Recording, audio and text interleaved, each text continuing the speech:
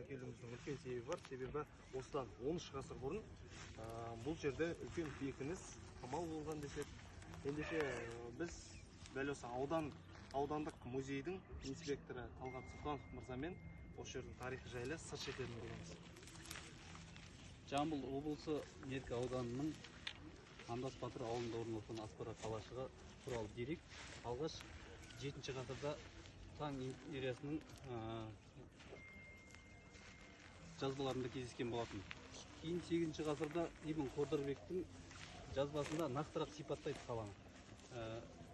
Меркі қаласынан 4 барсақ жер дейді. Сол уақытта қазіргі өлшем бойынша 35 шақырым жерде Аспара өзенінің бойында осындай үлкен қамалы бар Аспара деген қала бар деп сипаттап беріп кетеді. Таң империясының жазбаларында кездеседі алғаш. Кейін 14-15 ғасырдағы деректерге сүйенетін болсақ, Әмір Темірдің өмірбаянын жазған Ибн Арабшах деген өзінің жазбасында Мәурен ақырдың шығысынан бастап Жетісуға дейін Әмір Темірдің бұйрығымен бірнеше қамалдар соғылған болатын. Нақтырақ айтқанда 1405 жылы осы аумақта Әмір Темірдің әскері тұрақтаған, өшірде әскери оқу жаттығулар өткізген дейді.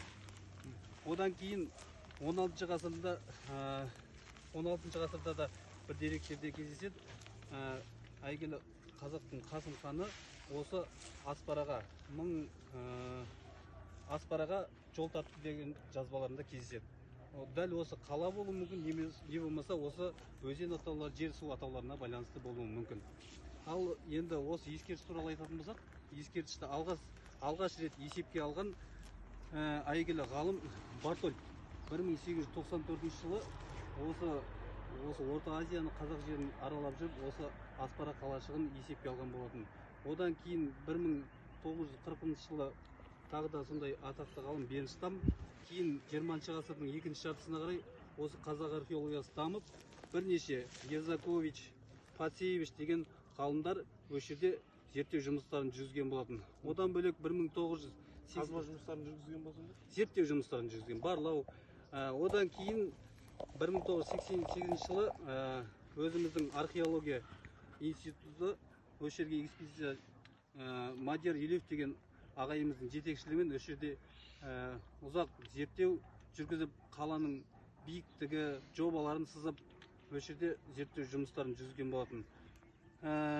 Одан бөлек тәуелсіздік алғаннан кейін өзім қатысқан бірнеше қазбалар туралы айтатын болсам, тарих ғылымдарының кандидаты Арнабай Нұржанов, Ералы Ақымбек, Рогожинский деген бірнеше ғалымдар осы жерде археологиялық қазба зерттеу жұмыстарын жүргізген болатын. Қазбаның нәтижесінде көптеген тұрмыста қолданылған бұйымдар, әшекей бұйымдар, керамикалық бұйымдар, бірнеше жәдігерлер табылды. Оның арасында ең құнды жәдігер деп айтатын болсам,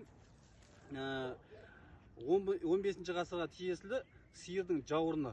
Ол несімен құнды десек, онда 15 ғасырда өмір сүрген 15 адамның есімі жазылған.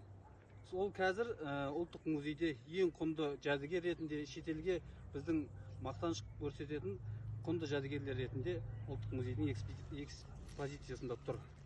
Одан бөлек қалашықтың қорғалуы туралы айтатын болсақ, бұл қалашықтың қазіргі аумағы қанша шамамен? Шамамен 15-16 гектар жерді алып жатыр. Қалашық жалпы бұлай тізімге бөлінеді ескерткіштер. Мемлекеттік тізім бар, республикалық, ЮНЕСКО дейді. Соның ішіндегі жергілікті маңызы бар мемлекеттік тізімге алған ескерткіш. Біздің аудан әкімінің қамқорлығымен 2 жылдан бері осы ескерткіштердің қорғау аймағына, жерге орналастыру мемлекеттік акт дайындауға қаржы бөлініп жұмыстар жүргізілуде. Нақты айтатын болсақ, осы ескерткіштің